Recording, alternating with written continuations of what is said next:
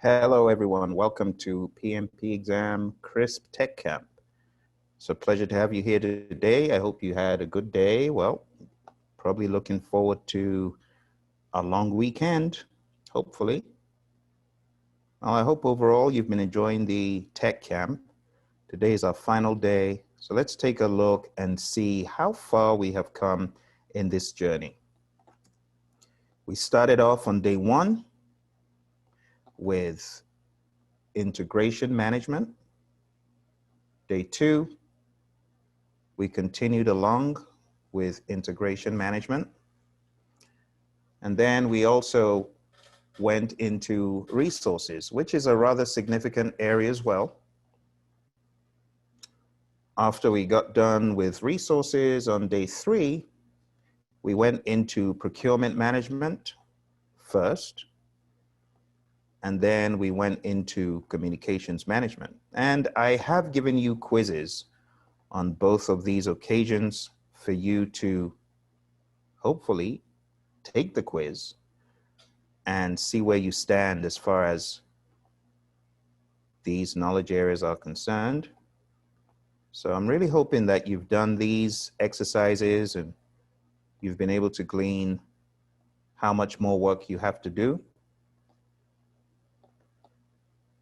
So today, day four, we are on to stakeholder management. As usual, I will be asking you to find the unique outputs. I will also be giving you an intro quiz at the right point. And I will be giving you an end quiz. Now, if everything goes according to plan, which I hope it does, we should have roughly 30 minutes at the end for me to sensitize you to another very important topic beyond what we're covering here. And that is the PMP exam questions. How are they phrased and framed? How are they formed? And I just want to show you maybe a couple of questions at the tail end, and I'll give you some advice about the questions. Remember yesterday, I think I froze for a second. Yesterday, I also talked about a prep camp, another tech camp that is coming up. So we have a tech camp coming up later on this month, and I will be announcing that as well later on when everyone is here. We're still expecting a few more people. All right, so why don't we go ahead and get started with stakeholder management. So I have started the recording. When everyone gets here, I will also address the learning management system. The learning management system allows you to go in, watch these videos, and also there's an intermediate quiz that you can take. I will be making all of that available, making the information known at the end. Some of you would have already gotten the email to go to the website. I'm going to put in chat. Some of you might have gotten that website sent to you, and you log in with your username, which is your email address, and your password to get in is password on your first login. And when you get in, those of you that haven't been in the system before, you'll be able to see the module of the tech camps assigned to you.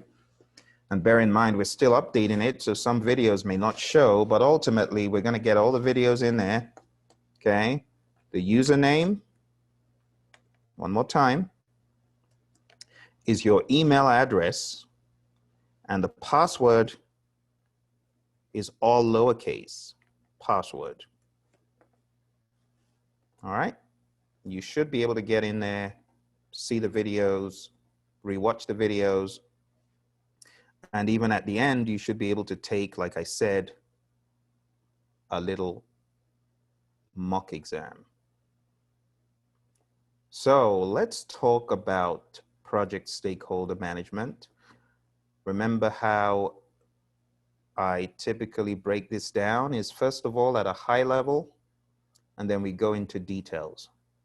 So right now, I'm going to break this down for you at first at a high level, and afterwards, we'll go into some detail.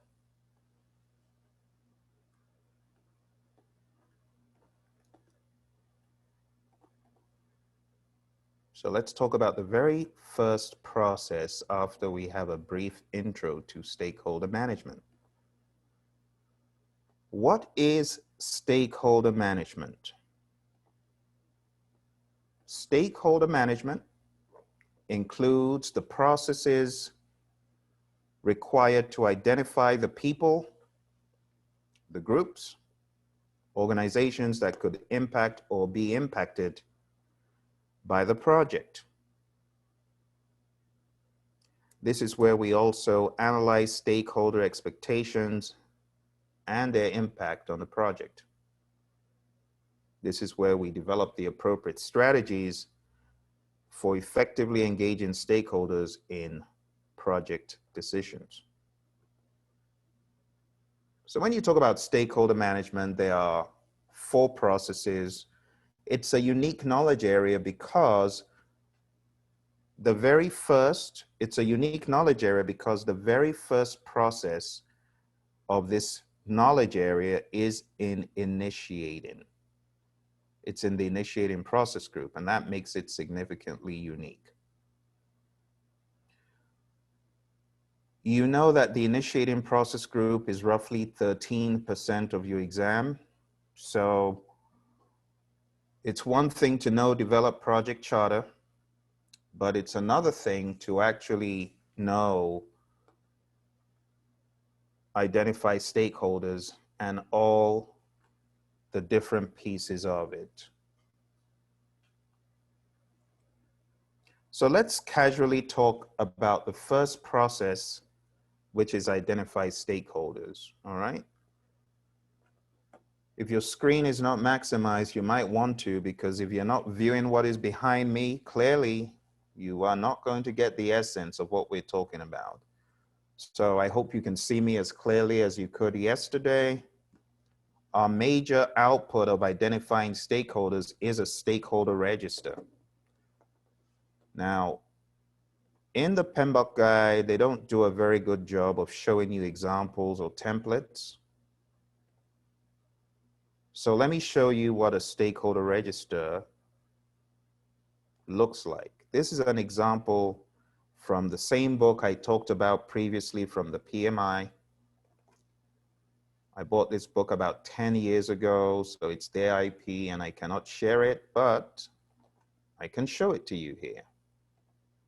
So this is what a stakeholder register looks like. You've got the name of the stakeholder, their position in the firm or relative to the project. You can see we've got the role of the stakeholder, their contact information, any requirements peculiar to this stakeholder, expectations.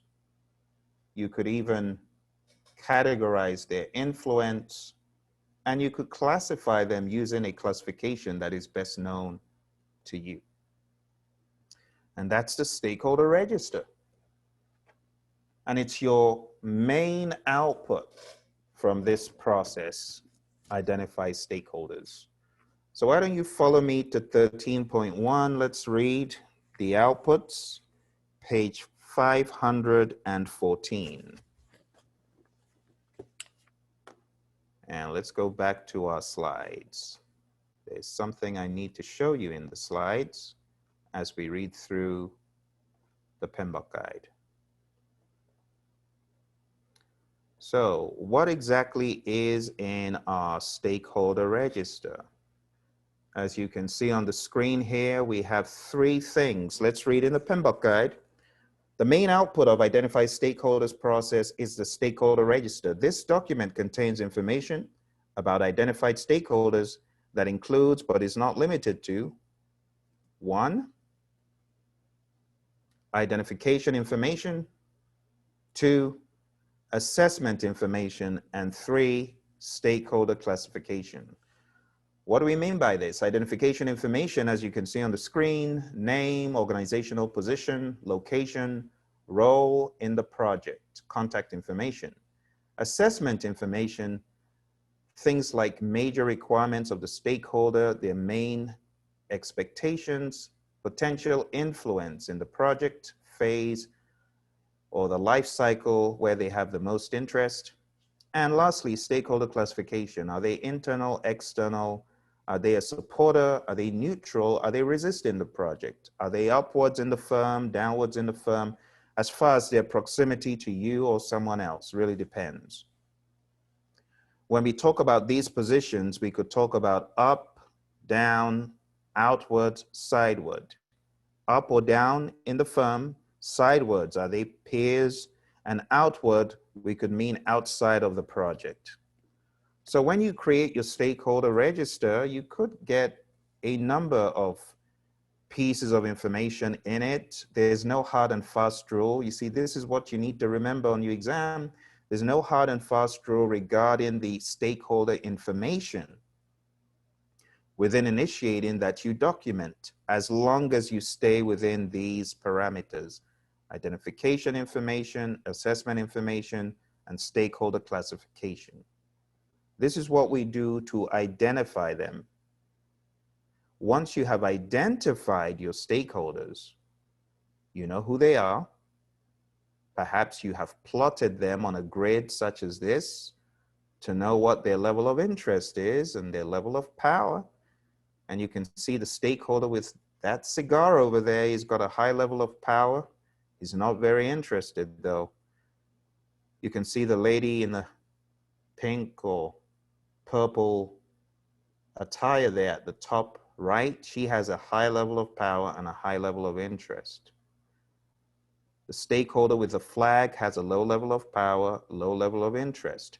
And the way you manage their engagement, the way you respond to them is different.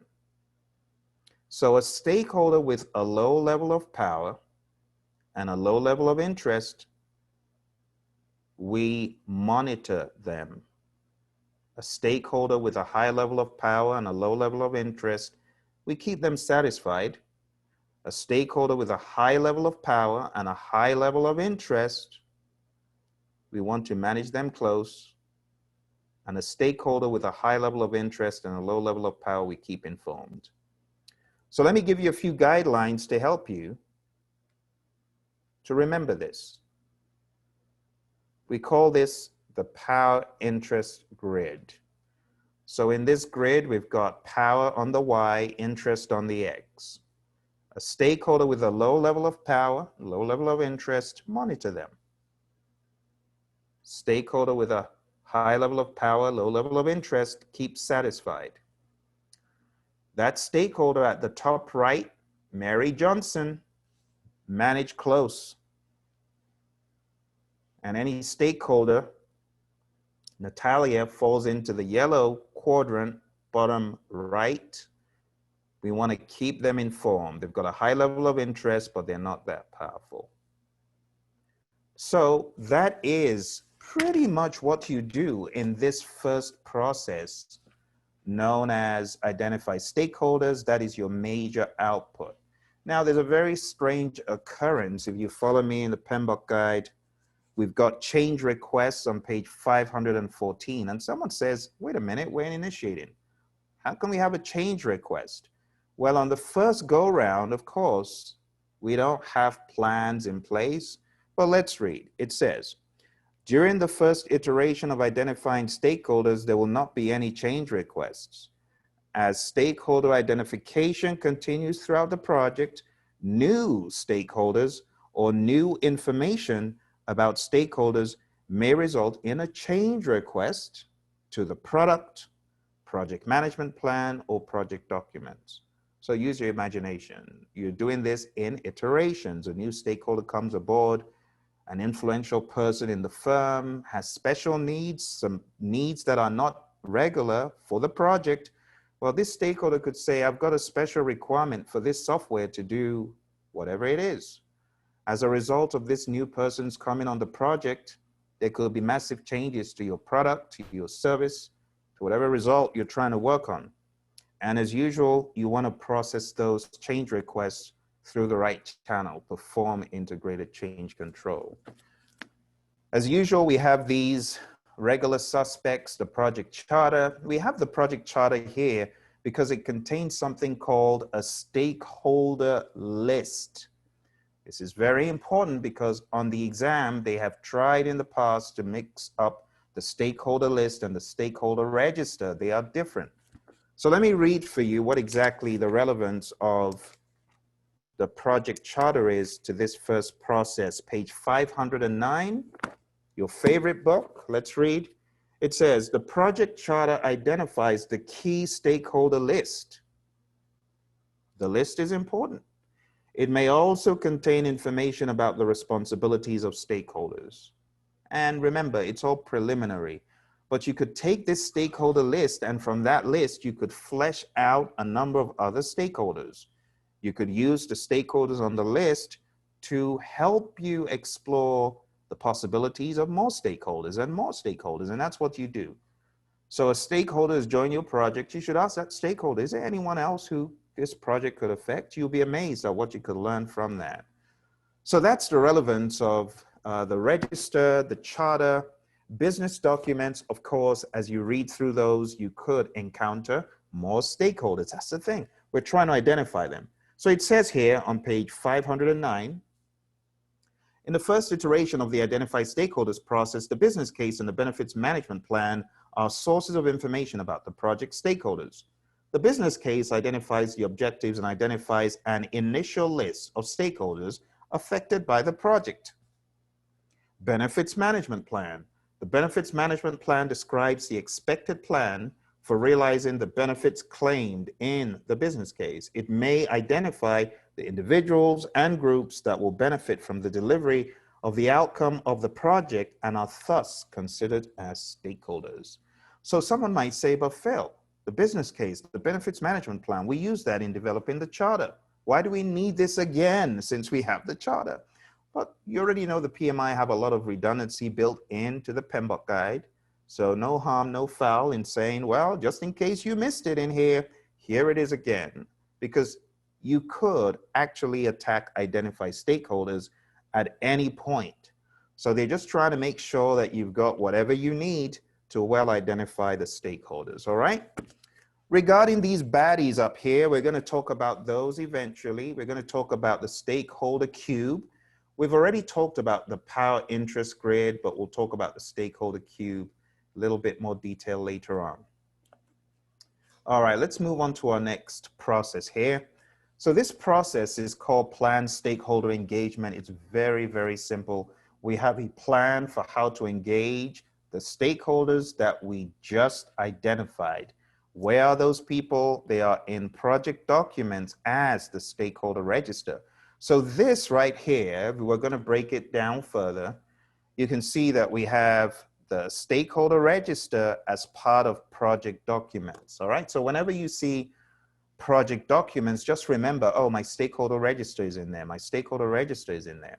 So the stakeholder register is an input to this process. And what do we do here? It says, create a plan for how to effectively keep stakeholders engaged. Which stakeholders? The stakeholders in the stakeholder register. And that's why you cannot do a good job of this process if you do not have your project documents, which contains your stakeholder register. So we take that stakeholder register, we go through the stakeholders, and we begin to ask the question, where are they right now in terms of engagement? Well, maybe the project is just starting and it might be a bit too premature to say they are not engaged, or maybe it's not. Maybe right from the get-go, you can see they've got a bad attitude, a negative attitude, they're averse to the project, they're not happy they're in the meetings that you're having. Well, maybe you've got enough information to begin to ask, how do we get Phil from being resistant to being a good guy, to being in a supportive role, to being in a leading role? Instead of being the villain, what can we do to help Phil to move along on the scale? Now, we talked about this yesterday. We talked about the stakeholder engagement assessment matrix. So if Phil is currently resistant, let's say Phil is stakeholder 2, currently resistant, how do we get Phil to be right here, supportive? We want to move Phil from currently resistant to supportive. How do we do that? Well, that takes some team discussion, and that's why I look at this as a conversation piece. It's a piece for us to converse around. How do we move Phil? Why is Phil so resistant? How do we get him to be more supportive? You ask the question.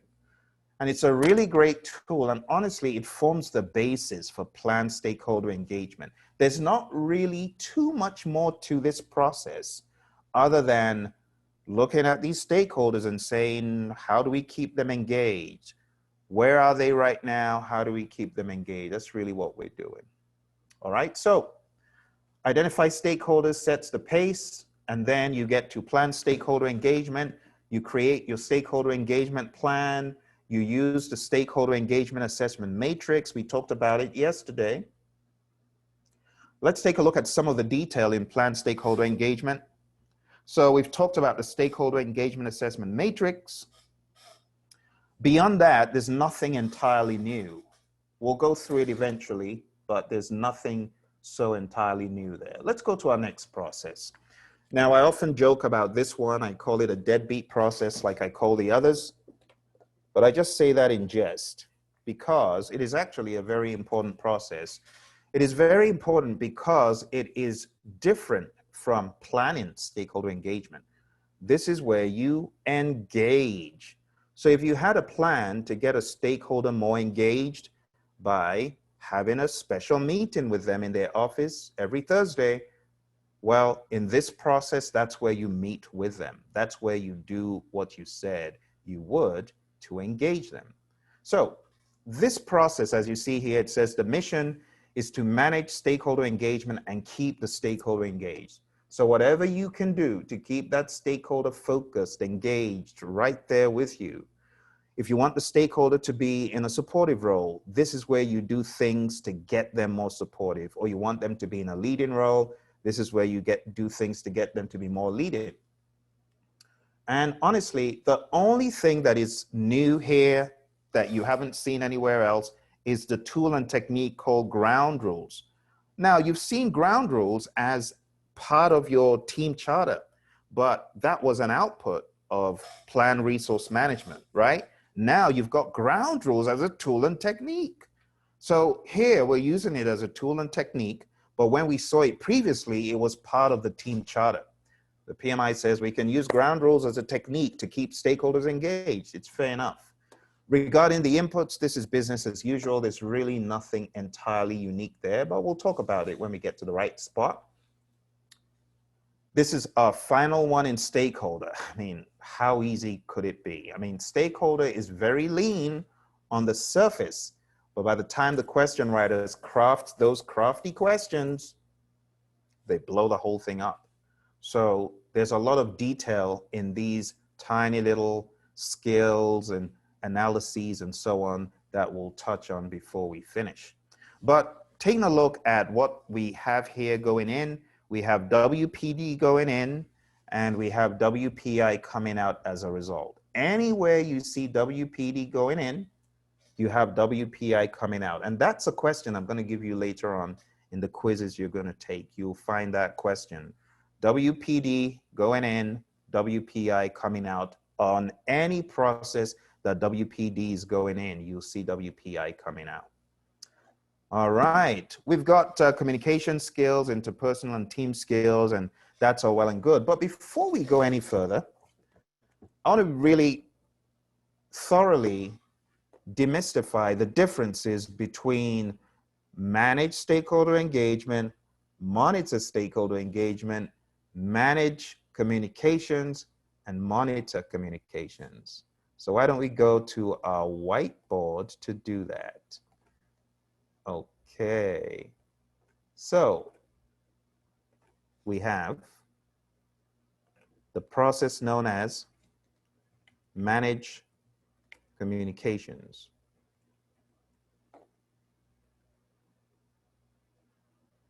These two are quite tightly interwoven. We have the process known as manage stakeholder engagement.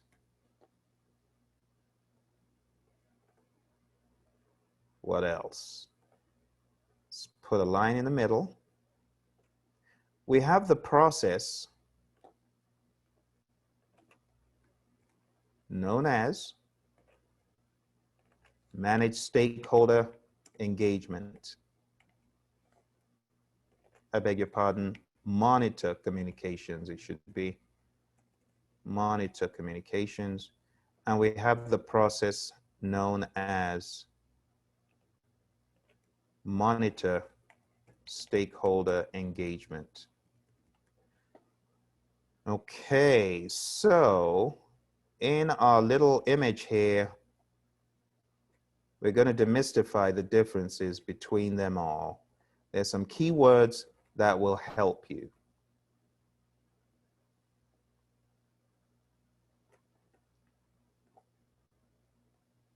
So what are the keywords? Well, let's use green here.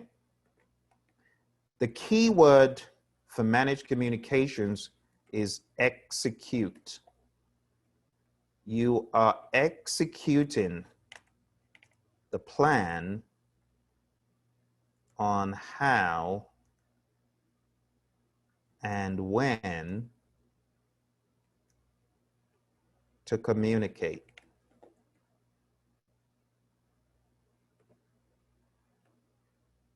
You're executing the plan.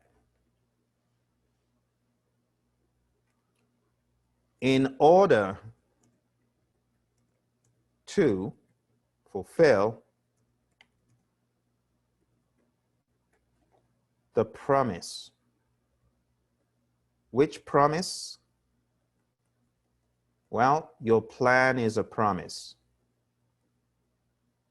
Did it ever strike you that your plan is a promise? Your plan is a promise. So in order to fulfill the promise, you manage communications.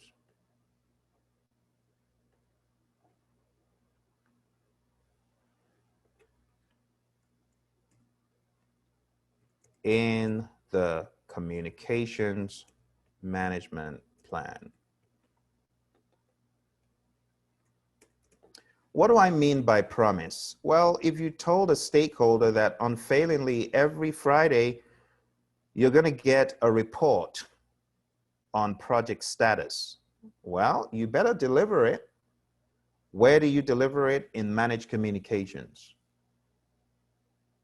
What is the input to managed communications? Remember, it's your work performance report. That becomes an input. And remember, we talked about ad hoc reports being created from that.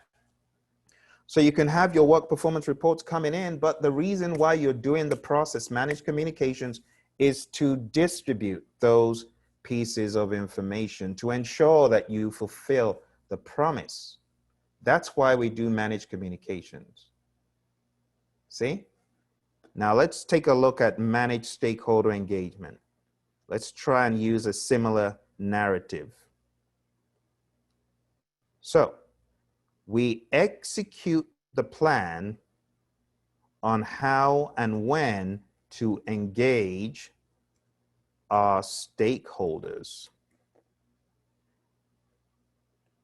in order to keep them engaged. Now watch this. We execute the plan on how and when to engage our stakeholders, working with them, and communicating with them in order to keep them engaged. So the reason why we are communicating in managed stakeholder engagement is for the purpose of engagement. The reason why we communicate in managed communications is to fulfill the promise primarily. Can there be overlap? Absolutely.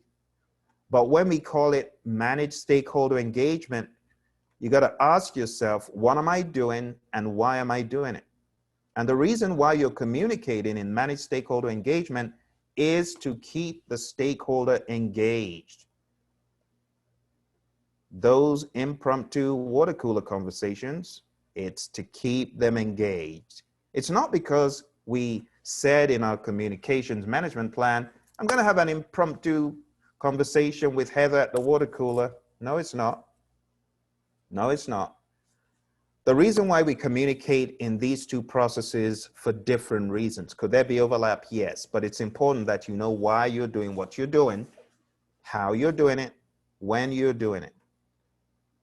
Okay, very important. All right, let's talk about the next one in monitor communications. As you probably already know, monitoring and controlling has to do with checking. So this is checking the plan on how and when to communicate. Let's go to the PMBOK guide so we can wrap this up nicely. Let's go to 10.3. I want to show you something in 10.3, page 388. Monitor communications is the process of ensuring the information needs of the project and its stakeholders are met. The key benefit of this process is the optimal information flow. So why do we do monitor communications? Checking the plan on how and when to communicate in order to optimize the communications flow across the project. What else would you like to do in this process? I'll go a step further and say, in order to sustain or improve on the project communications processes. So in monitor communications, we are checking the plan on how and when to communicate. See that? What is one of the ways we do this?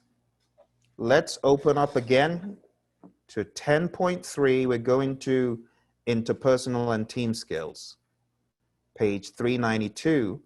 And it says, interpersonal and team skills that can be used for monitor communications include, but are not limited to, observation, conversation, discussion and dialogue with the project team helps determine the most appropriate way to update and communicate project performance and to respond to requests from stakeholders for information. Observation and conversation enables the project manager, watch this, this is why we're doing this, enables the project manager to identify issues within the team, conflicts between people, or individual performance issues. So a good project manager understands that in monitor communications, we want to observe, we want to converse by looking at the body language, by listening to the tone of voice, by scrutinizing the words. You can very well find out if you've got communication issues, and that could help you fine-tune your communications approach. And that's what we're doing in monitor communications. You know, we're on a hunt to find out what is broken, if any. Now, a good PM might already sense there's something off in the communications and may seek to correct that. But this makes it more intentional. When you sit down with the team, and every PM should do this, sit down with the team and have a check across all the knowledge areas and say, how are we doing in communications? Do you think that stakeholder bought that excuse, that reason why we didn't deliver? How could we have delivered the news in a better way? Do you think our CEO liked how he came out in that meeting and told the truth about what was going on? What could we have done differently? Things like that. Those are the questions you want to ask. So monitor communications is different, again, from monitor stakeholder engagement. So let's explore how this is different. And it will amaze you how many people struggle just knowing what is the difference between monitor and manage. I know some of you have already gotten it, some of you got it, but some of us will find this to be quite helpful. We'll be done here in a moment. We'll move on. All right, monitor stakeholder engagement. Let's use what we had previously. So what are we doing here? Checking the plan on how and when to engage our stakeholders. Let's go to 13.4. It's something of interest I got to show you. 13.4. You know I'm going to the key benefits, page 530. So it says, monitor stakeholder engagement is a process of monitoring project stakeholder relationships and tailoring strategies for engaging stakeholders through modification of engagement strategies and plans. The key benefit of this process is that it maintains or increases the efficiency and effectiveness of stakeholder engagement activities. So, why are we doing this? In order to optimize stakeholder engagement.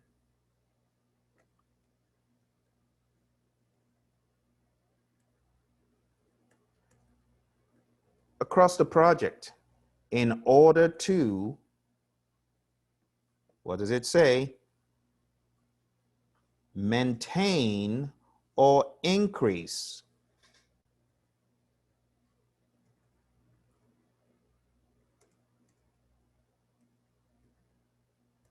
efficiency and effectiveness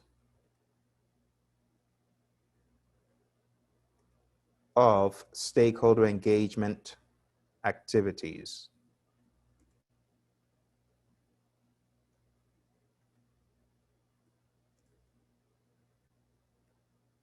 That's pretty much it. And that is a comparison of manage communications, monitor communications, manage stakeholder engagement, and monitor stakeholder engagement. And I took time out purposely because I realized this is a major pain point for many students. So I'm going to call this comms versus stakeholder engagement. And I'm going to share this in the chat. Here we go.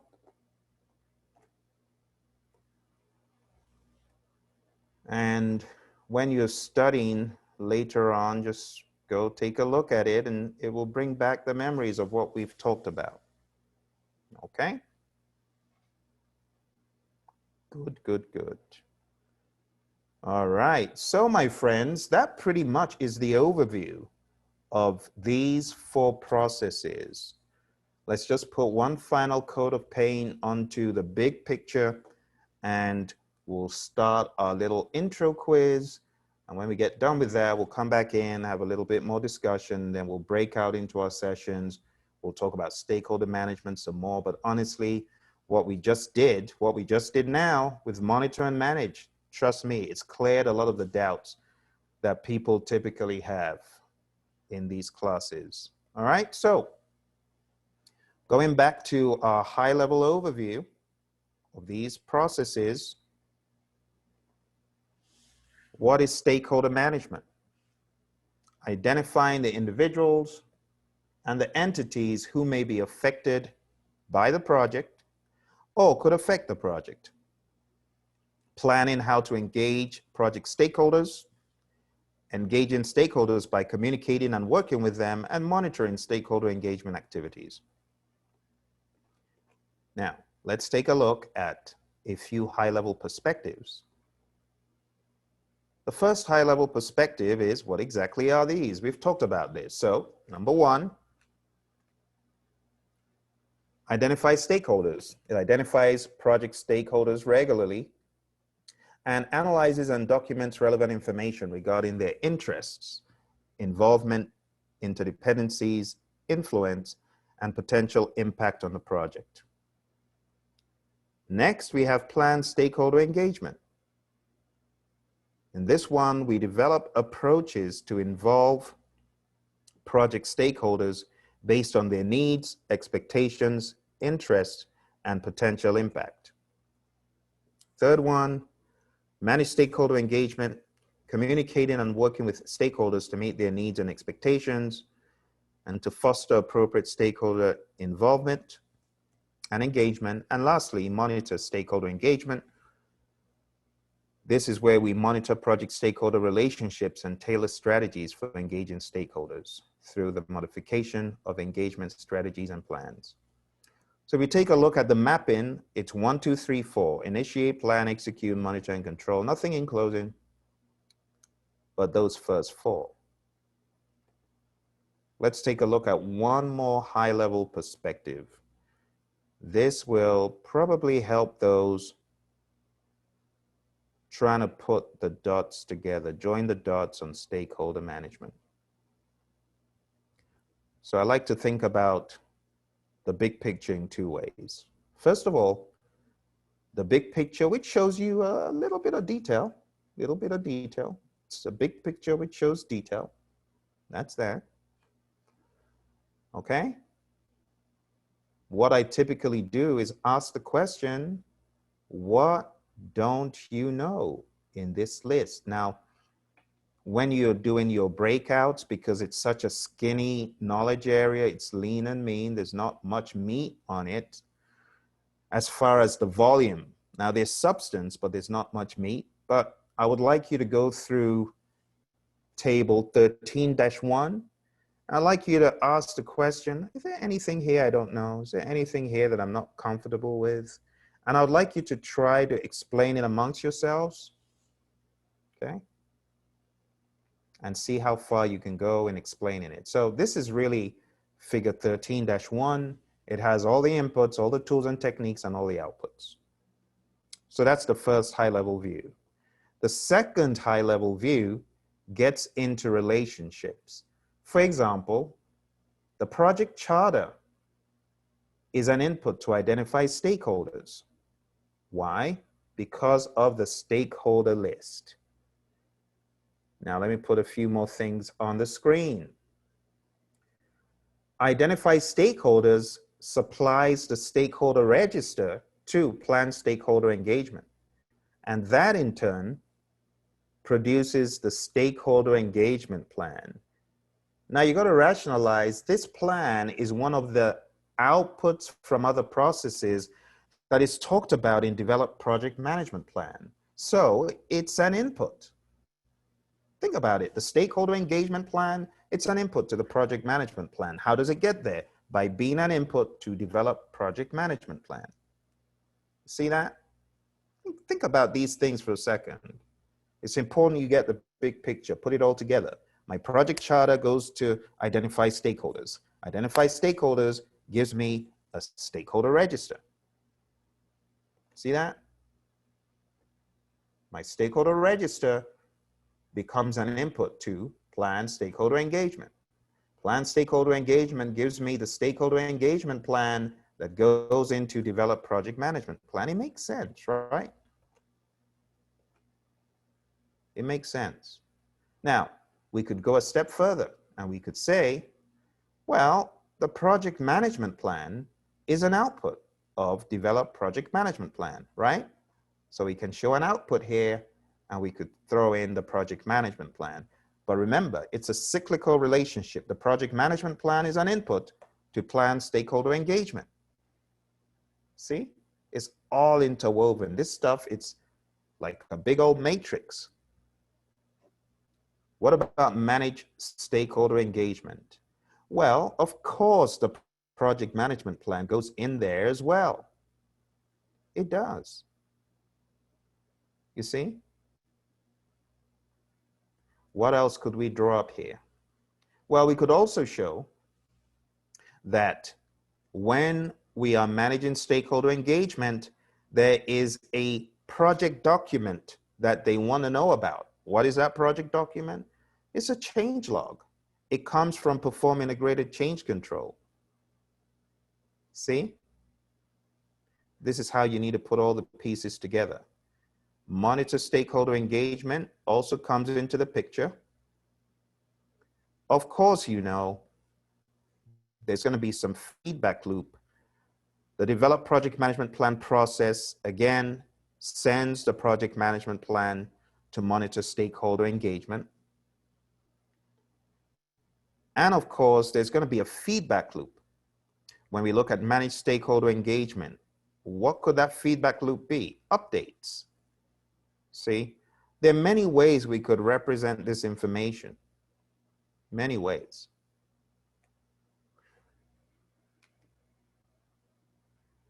When we take a look at monitor stakeholder engagement, of course, we could show that change requests go there.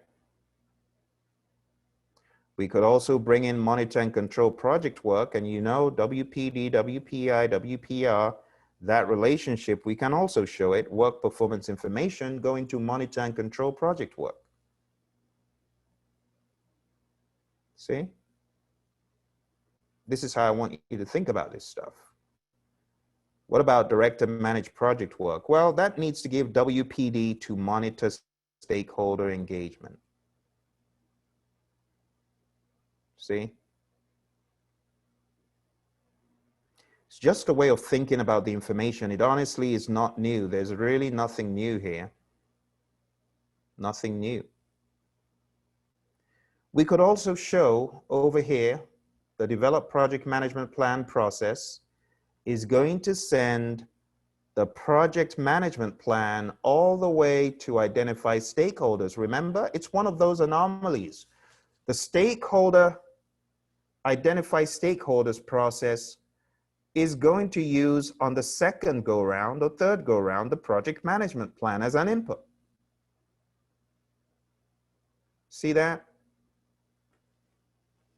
And last but not least, what I want you to take note of here in 13.3, I know a lot of people do not observe it, but it does bear some repeating.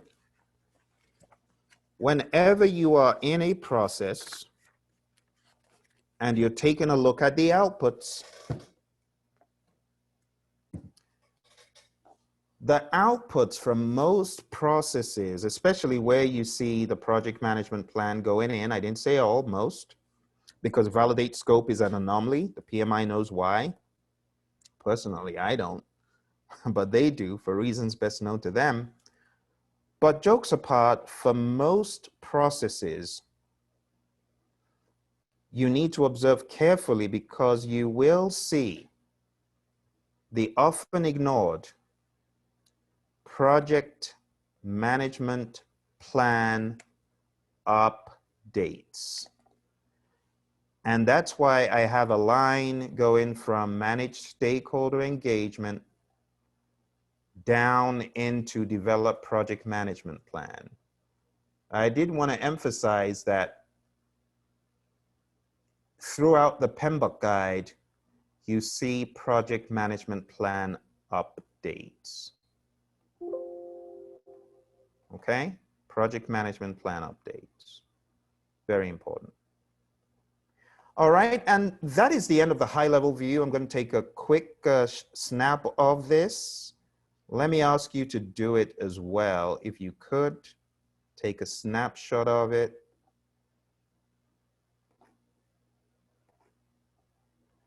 And I'm just going to call this Stakeholder Big Picture. I have an entire book with all of these data flows on the Praizion site. And I often don't show these because people often get too confused regarding the data flows. They're like, Phil, it's too much. But I thought that since today is a little bit lighter, I should at least share one of them with you. Okay. So it's there somewhere. It's a brown book. It's a downloadable book on Praizion.com. If you go to more products, you'll find it there. But that's pretty much it. Okay. And the good news is we are largely done with the weighty stuff we need to talk about.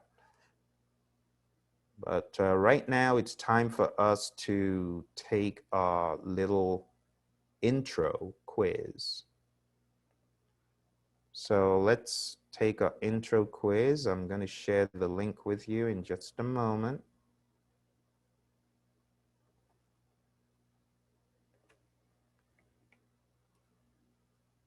This is chapter 13.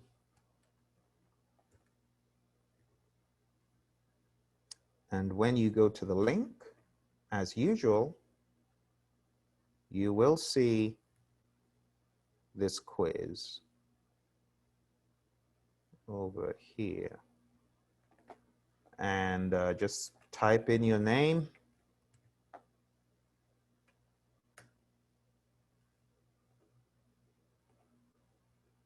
And register. And away you go. And you can see this is a 4-minute exercise. So what I'm going to do is start the 5-minute timer. And you should be done in 5 minutes.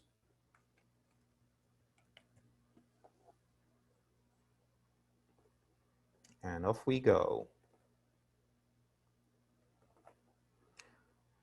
5 minutes, and then when we come back, we'll take a look at the results, and we'll have our breakout session.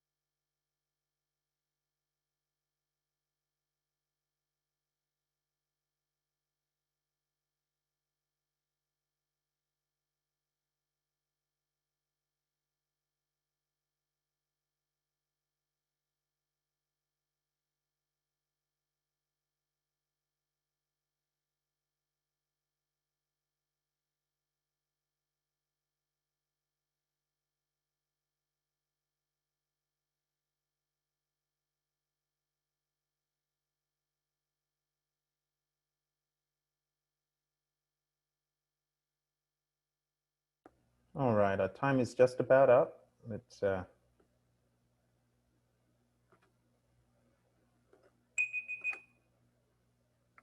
okay. So let's take a look at the answers.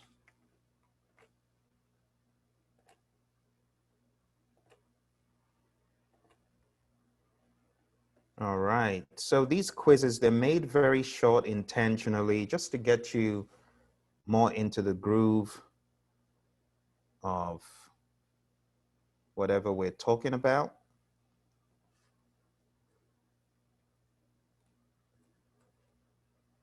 And I hope you do not find them overwhelming. They're meant to be very short and sweet. And then the longer ones are meant to be done outside of here. So let's take a look. So the first one says, which process should you work on first in classifying hiring managers, unaware, supportive, and such? Well, the answer to this, the best answer is actually planned stakeholder engagement. That's where you first work on the stakeholder engagement assessment matrix. Second question says you've just used WPD as an input to a process, and now from that same process you have derived what? Well, of course, the answer is WPI. Wherever WPD is going, you get WPI. And last but not least, we've got salience model used in stakeholder management. The project manager and the team describe classes of stakeholders based on assessments of their. So the salience model, if you read in the PMBOK guide, the explanation here, salience model describes classes of stakeholders based on assessments of their power, that is level of authority or ability to influence the outcomes of the project. Let me make it bigger. Urgency, need for immediate attention, either time constrained or relating to the stakeholders' high stake in the outcome, and legitimacy. So the answer is PUL, P-U-L, power, urgency, legitimacy. Okay, and that's one of the ways you can remember what exactly the salience model is. So I hope you found that informative. Time has come for us to do our little breakout. But before we do the breakout, I wanted to touch on the access to the videos, because I know some folks may not have done that. So why don't you follow alongside with me, and I'm going to show you how to access those videos. Welcome back, my friends. We had our breakout sessions, and I'm hoping that everyone found them to be useful. I'm hoping everyone was nice to everyone. I hope no one said, what a dumb comment. We call that noise in chapter 10. Remember, insults? That's noise. So hopefully everyone was nice to each other. Were there any topics, any pieces of the PMBOK guide that you found to be not very clear while you were discussing what you were? Can you put them in the chat for me, please? If there was anything, any ITTO, let's just bring up the list of ITTOs. The ITTOs specific to stakeholder management. If there were any ITTOs, I would like to know what they are so that we can touch on them very, very briefly just before we go for our break here. We're going to go on our break very shortly. Were there any terms? You put them in the chat if there were. If they were not, then looks like we're in great shape. Okay. Well, what I'm going to do before we go for break is just go through the laundry list of stuff. And here's one from Catherine. We were curious to know why the SEAM was not an input or tool to plan stakeholder engagement. It actually is, but it's hidden. It's hidden. So let's take a look at the details. Let's take a look at the details. I think the PMI, in some versions of the PMBOK guide, some prints, they had it wrong. And that may be why it looks weird. for some of you. So let's go to 13.2 in the PMBOK guide. You go to 13.2 and you look under data representation, you're going to see mind mapping, and then you're going to see stakeholder engagement plan. So I beg your pardon, stakeholder engagement assessment matrix. So let me go straight to the 13.2 lineup for you to see. Plan stakeholder engagement summary. So you see data representation, but if we go down to the next level, what do you see? Number 5 under tools and techniques. You see it? So the thing about the stakeholder engagement assessment matrix, it's not looked at as an input. It is looked at as a tool and technique. So the stakeholder engagement assessment matrix, it changes so often on some projects that it is not looked at as part of the stakeholder register. You could say that it is implicitly part of your stakeholder engagement plan if you wanted to, but it's looked at as a tool and technique. You could make the matrix part of your stakeholder engagement plan. In all honesty, it really is what you're planning to use to engage or strategize. It's a great question, but PMI choose to show it as a tool and technique, but implicitly it should be one of your strategies. Very good. All right, what else do we have here? Let's go back to our PowerPoint. Any other questions or concerns?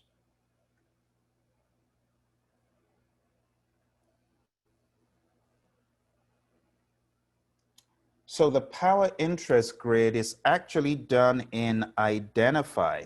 So you identify your stakeholders first, and based on what you know about them, you then in planning ask the question, how do we move a stakeholder from here to here?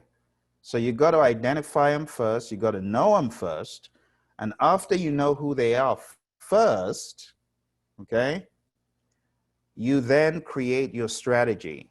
Once your strategy has been created and you know where you want them to be, take a look in 13.1. There's one more point you need to consider here. If you go to page 509, it says, under project management plan, the second bullet, the stakeholder engagement plan identifies the management strategies and actions required to effectively engage stakeholders. See that? But it's not immediate. This has to be as the project has proceeded. So if you look at the preamble, it says the project management plan is not available when initially identifying stakeholders. However, once it has been developed, project management plan components include, and then it says stakeholder engagement plan. So it's cyclical. You get what I'm saying? It's cyclical.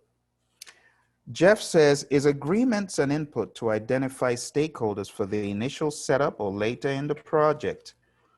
So if you take a look, Jeff, it's a good question. Take a look at what you have in the lineup of inputs, and it says the parties of an agreement are project stakeholders.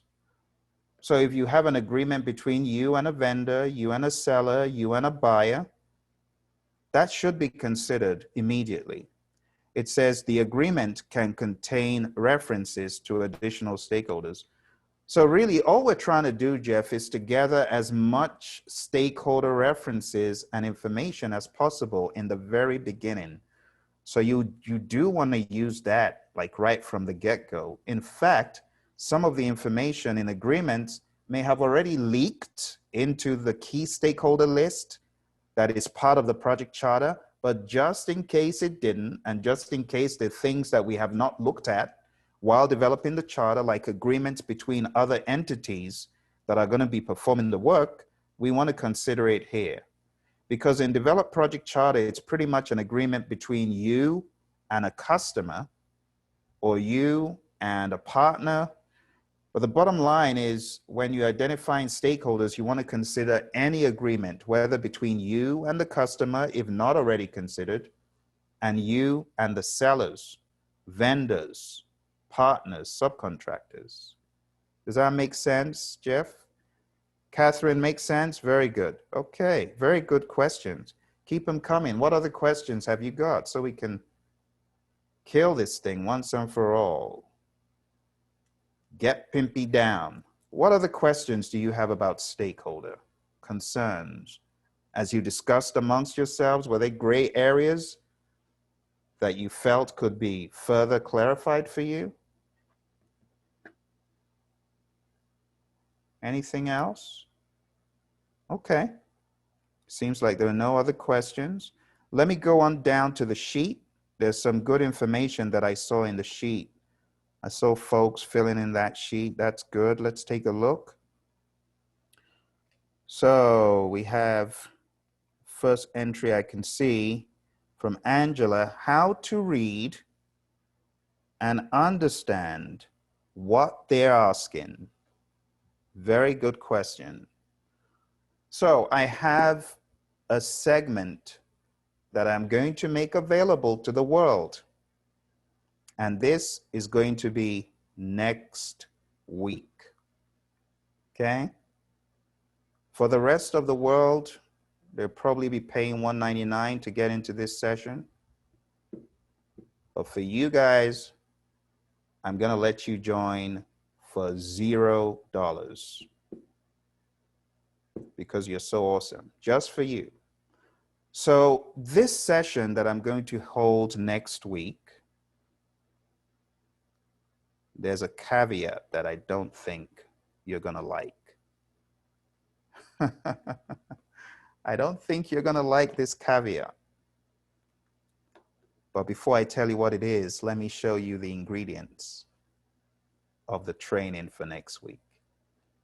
So when you watch this back, I'm actually going to stop this segment so that I can show you what the next training is about. Okay, welcome back, my friends. We are back from our little break. And I just want to address a few of the comments that came in from our students. And you can see these in the barriers. So I already answered the question that on Monday, we will be having that final Big Push mini bootcamp where I show you. So going to Angela's comment about how to understand what they're asking, that will help you big time. Okay, next one is Jeff. I believe this is comprehension of the material, and schedule management is another beast. I know. I have you covered for that. If you're finding that insurmountable, don't worry. Those of you in my Saturday class, going through class on Saturday, we still are yet to cover schedule management. In fact, we're covering it this weekend. See? So you don't need to worry about it. Those who have already attended classes in the past, you've got tons of material to help you with that. All right, those of you that have not attended any class where I have trained that, I want to let you know that I've got another boot camp. This is another 5 days, not 4 days, 5. Why? Because it's a crazy assortment. We got the iron triangle. My goodness, it's horrendous. Schedule, cost, scope, risk, quality. Mammoth, huge, gargantuan. We have to tackle it. And the only way to tackle it is, again, to put time aside. We got to put time aside. So those of you from classes gone by, you already have materials, but those who have not attended any of those sessions where I tackle the iron triangle, we have a session assortment coming up in 2 weeks from now. So it's not next week, it's the week after. 14th, 15th, 16th, 17th, and 18th. Okay. Again, those in the class right now and our existing students, they always have special treatment. But anyone in the outside world that hears this for the first time, they will not have the treatment that you folks are getting.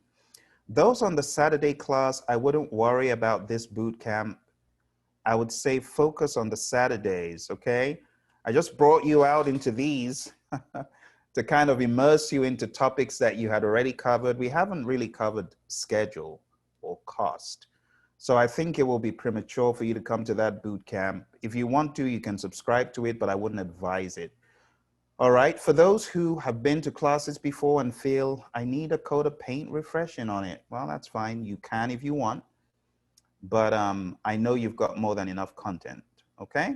So I will make that link to the boot camp available again towards the end, and that will take care of some of the, barriers that I'm seeing here.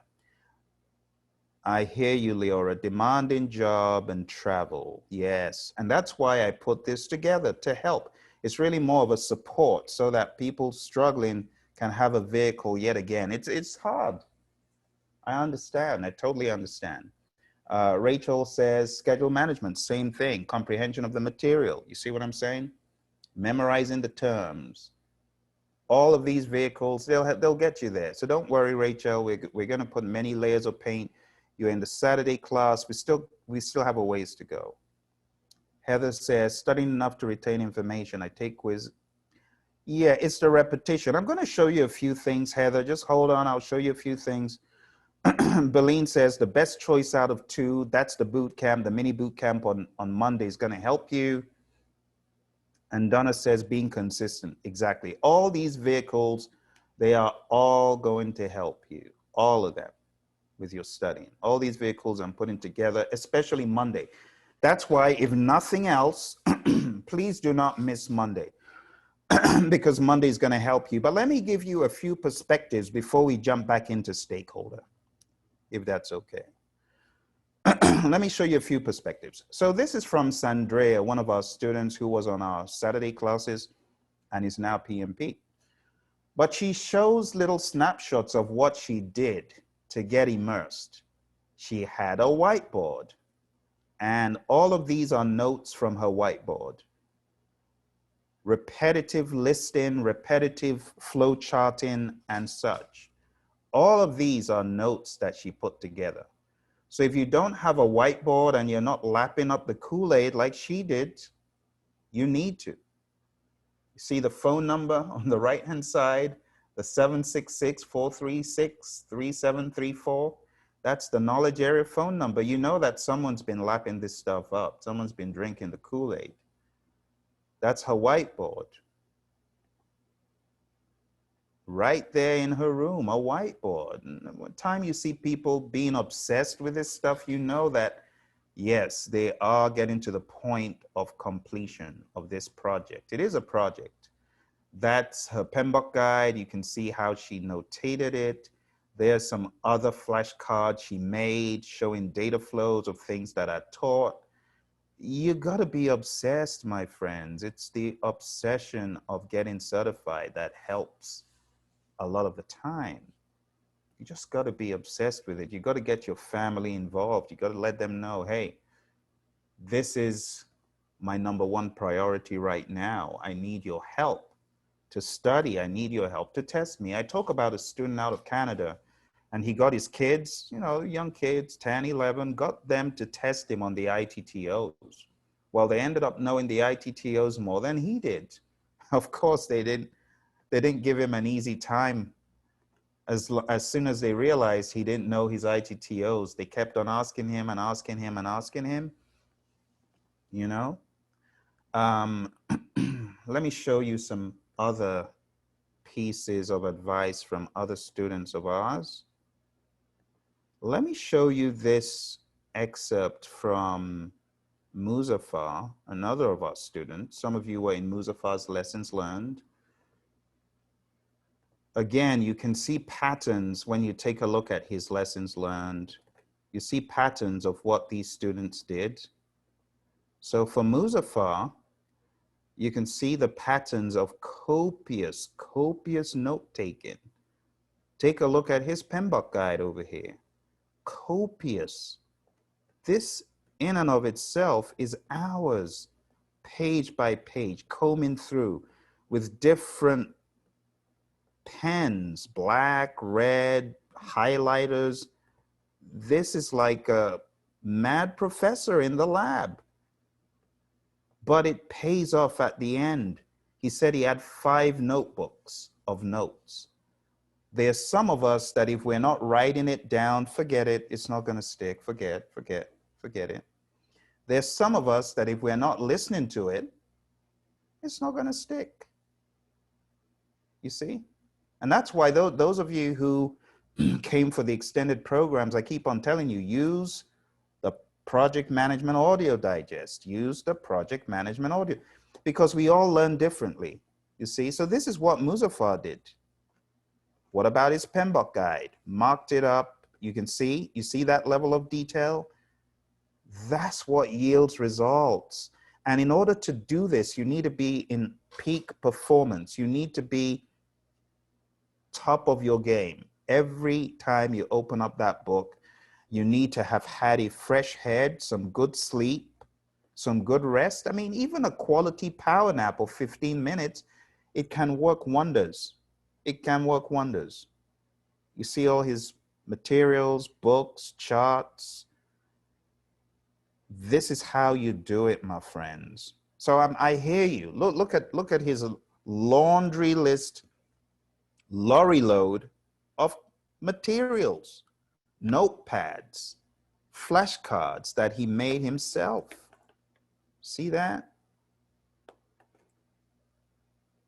See that? This is how far you need to go. I know you're working hard, and I know some of you are already doing this, and I just want to encourage you to keep on doing it, keep on hitting it, keep on slamming the book, keep on taking the quizzes, the mock exams, whatever you've got, keep on doing it. Keep listening to your buddy Phil. Like when I ask you to do stuff, honestly, I'm just trying to make life easier for you. I don't mean to inconvenience you on a Monday, you know. Some people are like, goodness, on a Monday, on a holiday, but you know you ain't going to work, so it's an opportunity until you get certified, okay? So I hope all that I have said has made sense, and I do hope it encourages you to take action. Next level, whiteboard on the wall, make your flashcards, be studious, leave the premises. Some of you have just got to leave the premises. Take your PMBOK guide with you. Just check out to the park, at least social distance, right? Go to the park, sit under a tree, read the book. I don't know, whatever you need to do, just do it. For some of my exams on the subway, I'm reading. Like back in the day when I'm on the subway, on the tube in the United Kingdom, I'm reading on the tube. Why? Because there's no other time. I got to seize the most available time and study. Some of you, it might be doing chores. Maybe you should be watching videos. Whatever you need to do, do it. I cannot tell you how much I want you and need you to do this thing ASAP, because come January, the craziness is going to start. You really want to get certified now. All right, enough said. So we'll be changing gears here. We're going back to stakeholder. For those of you that want to be on that course, I'm going to share the link so that if you are so inclined, you can take action. And this tech camp is the Iron Triangle Tech Camp. It's the Iron Triangle Tech Camp. Let me show it to you up here. The Iron Triangle Tech Camp, if you want to join it, it's in 2 weeks from now. The Iron Triangle Tech Camp.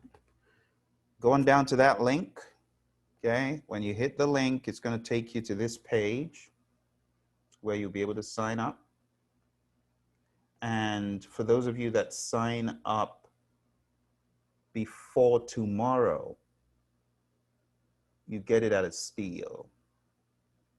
You get it at a steal. You get it for $199 instead of $399 that it will be for the outside world.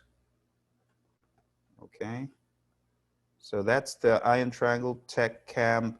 This is what the page looks like. And those of you who are on Saturdays, honestly, don't do it. Don't join. Let's get done with Saturdays, okay? Then we'll know where you stand with the Iron Triangle. Those of you that have already been for training, if you are so inclined, that's fine. Those of you who have never been to this, if you want to join, go ahead and join. But by tomorrow, you'll see this advertised and it will be double pretty much that, okay? Those of you on Saturdays, be patient. I know you want to know everything like in a day, but be patient. All right, so let's move on to our stakeholder management remainder.